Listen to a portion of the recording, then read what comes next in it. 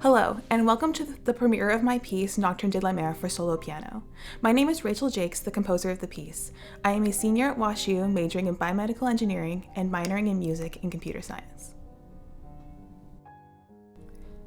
So the piece was inspired by Chopin and Debussy, specifically Reverie by Debussy, and then generally Chopin nocturnes, the general form of that.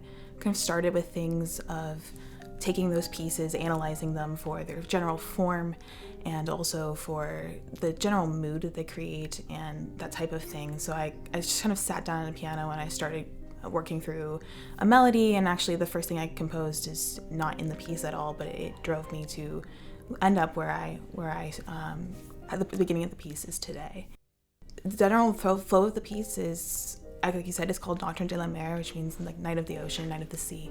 And so it's flowing like you would imagine water, but it also has those dark undertones to it. It starts in a minor key and is very mysterious and kind of works through that and gaining complexity throughout the piece, and has that kind of reverse side of that B section of maybe moonlight on the water, and you kind of have that clarity through, even though it is still mysterious, it's still a different side of the same coin, I would say. I have been involved at WashU in private lessons and the symphony orchestra all 4 years I've been here. This year I'm in wind ensemble. I play oboe primarily, but my first instrument growing up was piano, which I started playing at age 5, which inspired me to write this piece for solo piano. It's something that's always been very close to my heart. I wanted to take composition because I grew up performing music, but I never grew up learning how to write it. And I actually took a study abroad here at WashU in Florence, Italy with Professor Lanahan, where we learned improvisation. That was completely new to me.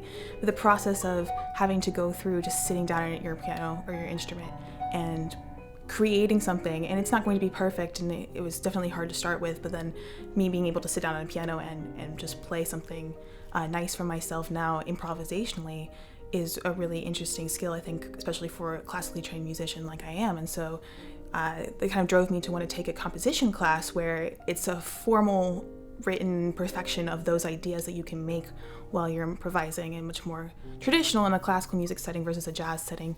But that type of thing is really what drove me to take this class, moving from performance through to the creation of a new idea of music.